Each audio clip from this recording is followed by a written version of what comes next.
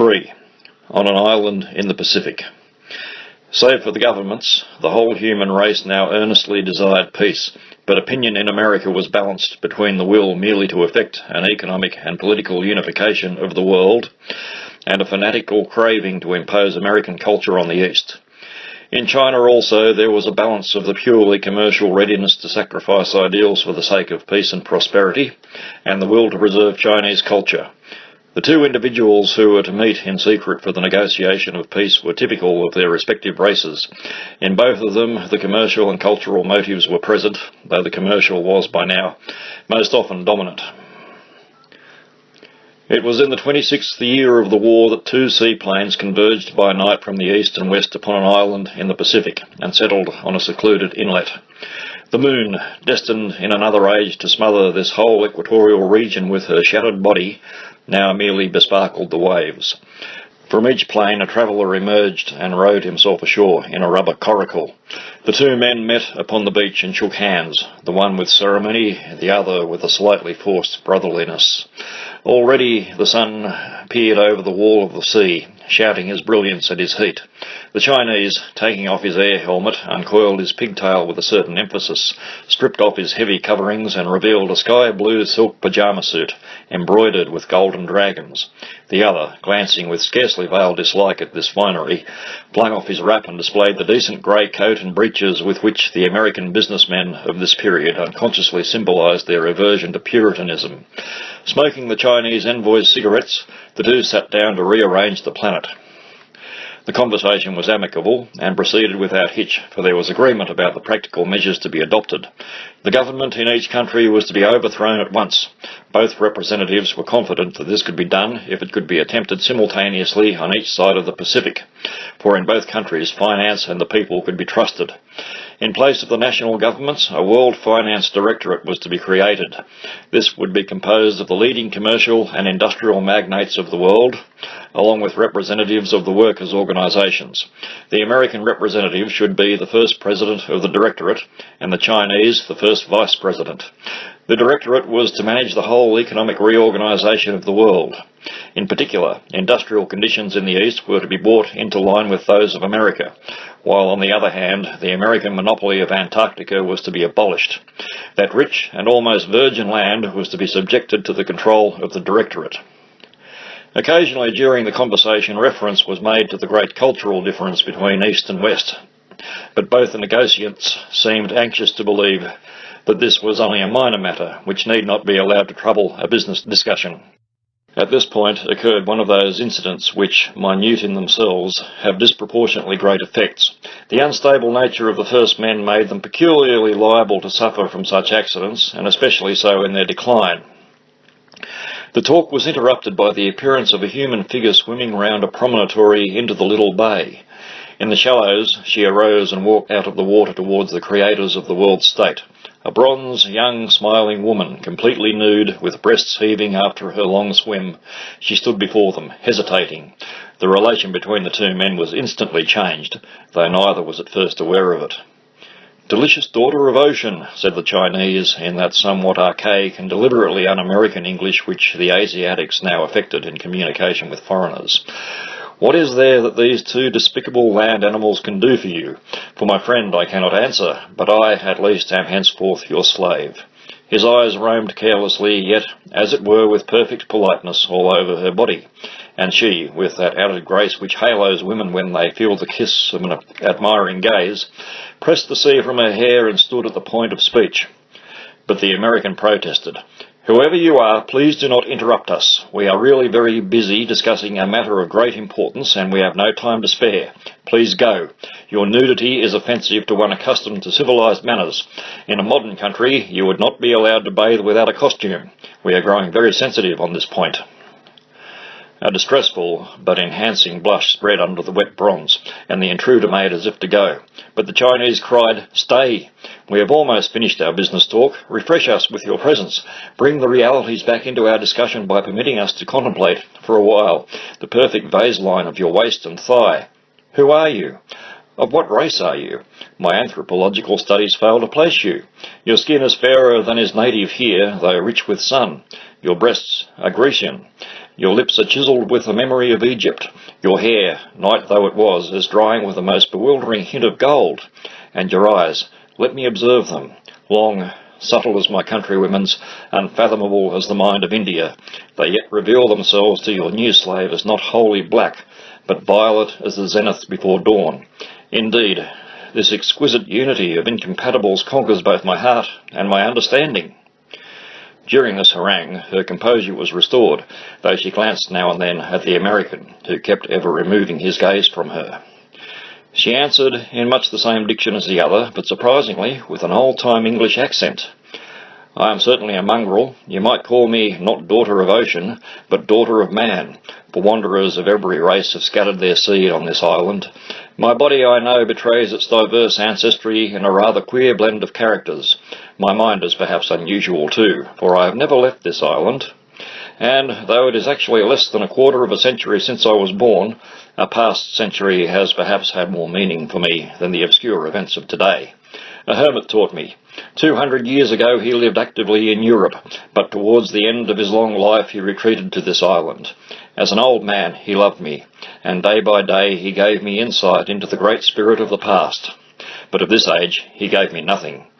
Now that he is dead, I struggle to familiarise myself with the present, but I continue to see everything from the angle of another age, and so, turning to the American, if I have offended against modern customs, it is because my insular mind has never been taught to regard nakedness as indecent. I am very ignorant, truly a savage. If only I could gain experience of your great world. If ever this war ends, I must travel. Delectable, said the Chinese, exquisitely proportioned, exquisitely civilized savage. Come with me for a holiday in modern China. There you can bathe without a costume so long as you are beautiful. She ignored this invitation and seemed to have fallen into a reverie. Then absently she continued, perhaps I should not suffer from this restlessness, this craving to experience the world, if only I were to experience motherhood instead. Many of the islanders from time to time have enriched me with their embraces, but with none of them could I permit myself to conceive. They are dear, but not one of them is at heart more than a child.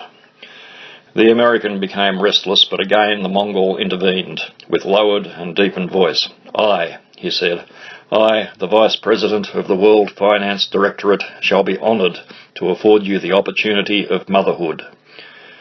She regarded him gravely, then smiled as on a child who asks more than it is reasonable to give. But the American rose hastily.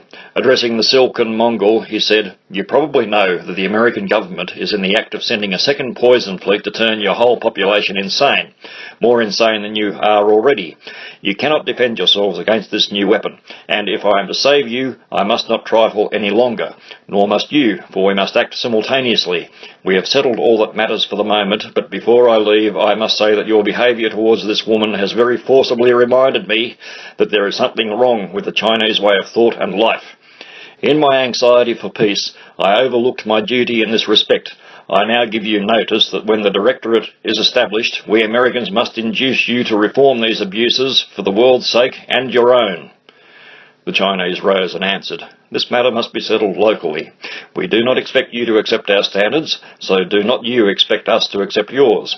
He moved toward the woman, smiling, and the smile outraged the American. We need not follow the wrangle which now ensued between the two representatives, each of whom, though in a manner cosmopolitan in sentiment, was heartily contemptuous of the other's values. Suffice it that the American became increasingly earnest and dictatorial, the other increasingly careless and ironical. Finally, the American raised his voice and presented an ultimatum. Our Treaty of World Union, he said, will remain unsigned unless you add a clause promising drastic reforms which, as a matter of fact, my colleagues had already proposed as a condition of cooperation. I had decided to withhold them in case they should wreck our treaty, but now I see they are essential. You must educate your people out of their lascivious and idle ways and give them modern scientific religion. Teachers in your schools and universities must pledge themselves to the modern fundamentalised physics and behaviourism and must enforce worship of the divine mover. The change will be difficult, but we will help you.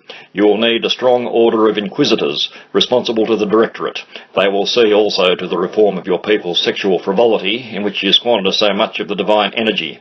Unless you agree to this, I cannot stop the war. The law of God must be kept, and those who know it must enforce it. The woman interrupted him. Tell me, what is this God of yours? The Europeans worshipped love, not energy. What do you mean by energy? Is it merely to make engines go fast and to agitate the ether? He answered flatly, as if repeating a lesson. God is the all-pervading spirit of movement which seeks to actualize itself wherever it is latent. God has appointed the great American people to mechanize the universe. He paused, contemplating the clean lines of his seaplane. Then he continued with emphasis, But come, time is precious. Either you work for God, or we trample you out of God's way. The woman approached him, saying, There is certainly something great in this enthusiasm, but somehow, though my heart says you are right, my head is doubting still. There must be a mistake somewhere. Mistake? He laughed, overhanging her with his mask of power.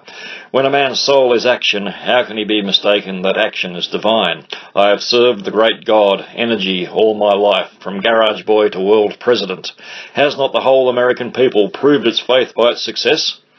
With rapture, but still in perplexity, she gazed at him. There is something terribly wrong-headed about you Americans, she said, but certainly you are great. She looked at him in the eyes. Then suddenly she laid a hand on him and said with conviction, Being what you are probably right. Anyhow, you are a man, a real man. Take me. Be the father of my boy. Take me to the dangerous cities of America to work with you. The President was surprised with sudden hunger for her body, and she saw it. But he turned to the Vice President and said, She has seen where the truth lies. And you? War or cooperation in God's work? The death of our bodies or the death of our minds, said the Chinese, but with a bitterness that lacked conviction, for he was no fanatic. Well, since the soul is only the harmoniousness of the body's behaviour, and since, in spite of this little dispute, we are agreed that the coordination of activity is the chief need of the planet today, and since, in respect of our differences of temperament, this lady is judged in favour of America, and moreover, since, if there is any virtue in our Asiatic way of life, it will not succumb to a little propaganda, but rather will be strengthened by opposition, since all these matters are so, I accept your terms. But it would be undignified in China to let this great change be imposed upon her externally. You must give me time to form in Asia a native and spontaneous party of energists who will themselves propagate your gospel, and perhaps give it an elegance which, if I may say so, it has not yet. Even this we will do to secure the cosmopolitan control of Antarctica. Thereupon the treaty was signed, but a new and secret codicil was drawn up and signed also, and both were witnessed by the daughter of man in a clear, round, old-fashioned script. Then, taking a hand of each, she said, And so at last the world is united. For how long, I wonder? I seem to hear my old master's voice scolding as though I had been rather stupid, but he failed me, and I have chosen a new master, master of the world. She released the hand of the Asiatic and made as if to draw the American away with her. And he, though he was a strict monogamist, with a better half waiting for him in New York, longed to crush her sun-clad body to his Puritan cloth. She drew him away among the palm trees. The Vice President of the world sat down once more, lit a cigarette, and meditated, smiling.